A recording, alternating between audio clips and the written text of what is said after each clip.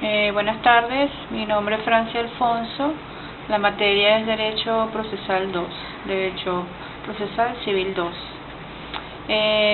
Yo les voy a hablar sobre la ejecución de la sentencia. De la ejecución de la sentencia, ¿verdad?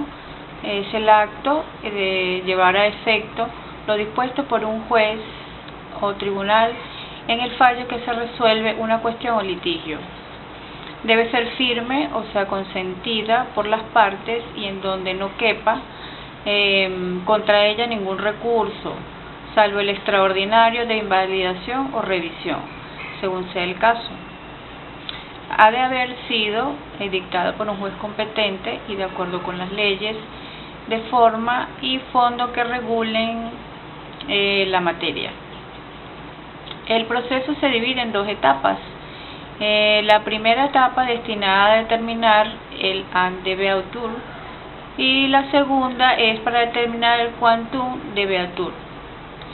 Según el artículo 523 del Código de Procedimiento Civil, establece que la ejecución de la sentencia o de cualquier otro acto que tenga fuerza de tal corresponderá al tribunal que haya conocido de la causa en primera instancia.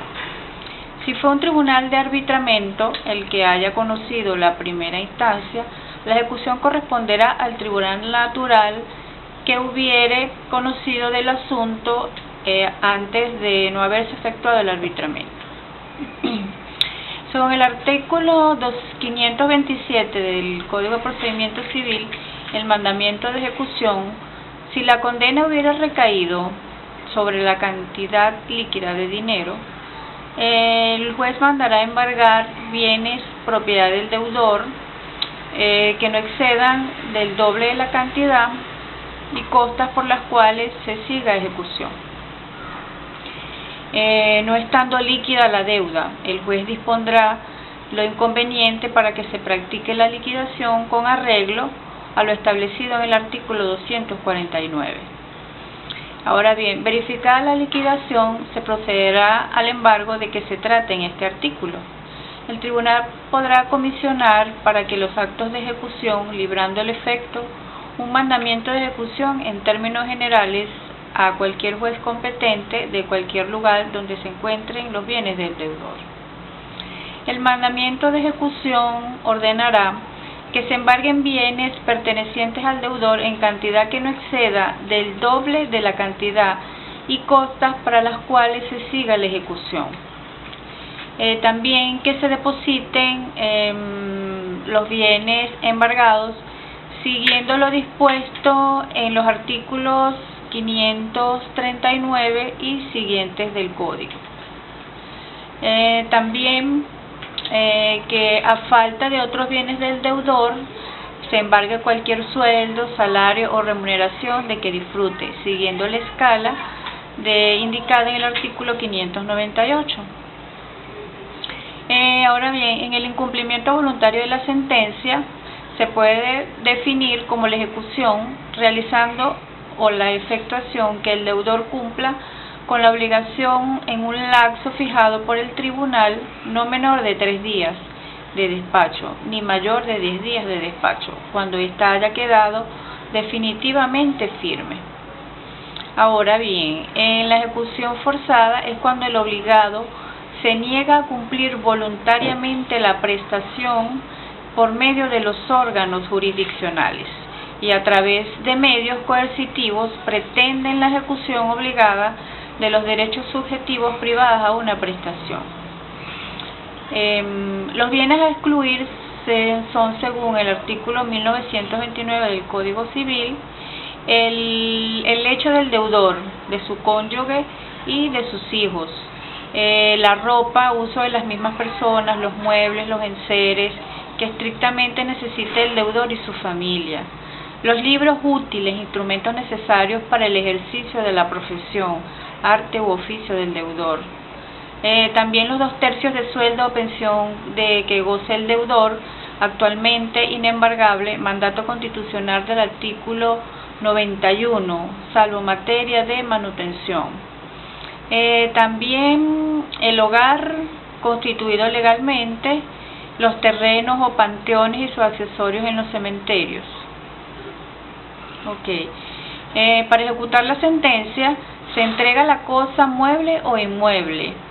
Se entrega aún cuando la ayuda de la fuerza pública, cuando es con ayuda de la fuerza pública. También se entrega una cantidad que puede ser líquida. En este caso se embargarán bienes del deudor por el doble de la cantidad más las costas. Cuando es ilíquida, se practicará la liquidación por el juez. La ejecución podrá defenderse alegando la prescripción de la ejecutoría y se evidencie así actas del proceso. En este caso, si el ejecutante alegare haberla interrumpido, se abrirá una articulación probatoria de 8 días de despacho, promoción y evacuación de pruebas. También el juez decidirá al 9º día de despacho. De esta decisión se oirá apelación en ambos efectos, devolutivo y suspensivo, si el juez ordena que suspenda en la ejecución y en caso contrario en un solo efectivo devolutivo o un solo efecto devolutivo. Cuando alegue haber cumplido íntegramente la sentencia mediante el pago de la misma, consigne en el mismo acto de la oposición documento auténtico que lo acredite. En este caso, el juez ordenará suspender la ejecución y de esta decisión se oirá apelación en ambos efectos, devolutivo y suspensivo. En caso contrario, en un solo efecto devolutivo. En cuanto al embargo ejecutivo, se puede definir como una actividad ejecutiva por la cual se individualizan bienes o derechos del ejecutado y se los sujeta a la ejecución.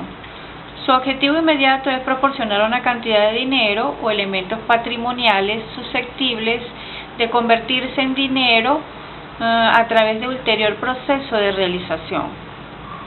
Ahora bien, para practicar el embargo de bienes muebles, el juez se trasladará al sitio donde esté situado el bien objeto del embargo. Ahí notificará al ejecutado o a cualquier otra persona que se encuentre en el sitio, declarando la deposesión jurídica del ejecutado.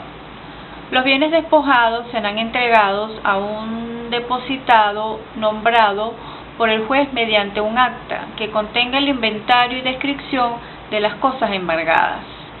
El depositario deberá salvaguardar los bienes hasta el momento del remate judicial.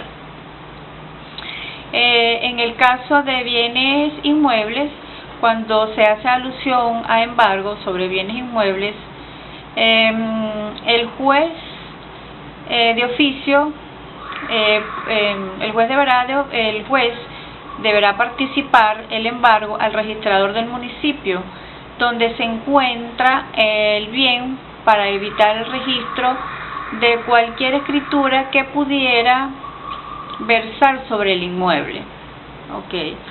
Si el inmueble estuviera siendo cuando por el ejecutado, este podrá seguir ahí hasta el momento del remate, siempre que cancelare mensualidades anticipadas fijadas por el tribunal. En caso de incumplimiento de dichos pagos, el tribunal ordenará la desocupación del inmueble.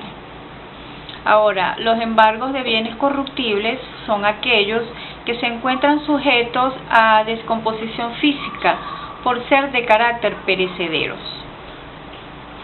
La graduación del embargo en el sistema adoptado por el legislador venezolano, en el único aparte del artículo 534 del Código de Procedimiento Civil, y en virtud del mismo se permite que un mismo bien pueda ser objeto de varios embargos, pero graduando el derecho que los acreedores en orden de antigüedad de los embargos respectivos.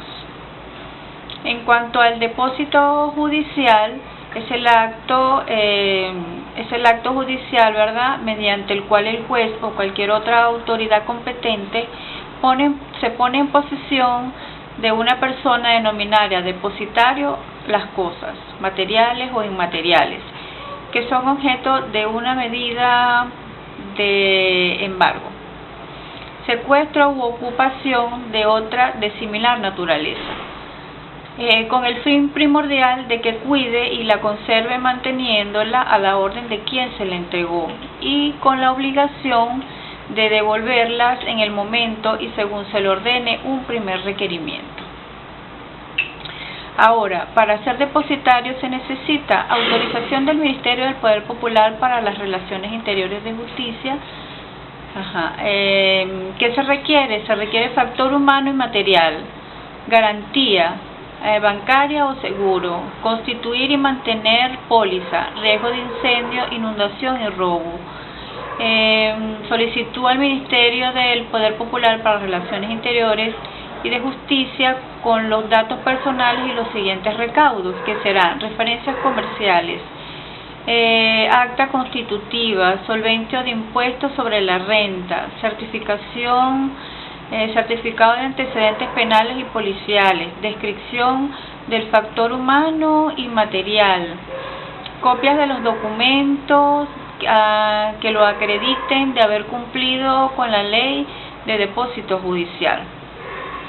Cualquier persona en capacidad de ejercicio puede ser depositario, salvo lo que estipula el Código de Procedimiento Civil en su artículo 545, que en ningún caso podrá nombrarse depositario al ejecutante, salvo disposición especial y expresa de la ley, ni a funcionarios ni empleados de tribunal, ni a los parientes de las personas antes indicadas comprendidas dentro del cuarto grado de consanguinidad, sus dependientes ni sus servientes domésticos sin consentimiento expreso del ejecutado.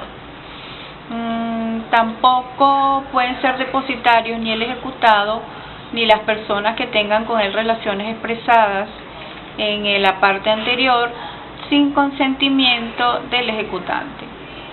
En cuanto a la oposición al embargo, sus requisitos son que el tercero alegue tener legítimo de la cosa o cosas embargadas, si esta o estas cosas se encontraran verdaderamente en su poder, que el tercero presente una prueba fehaciente de la propiedad de la cosa por un acto jurídico válido.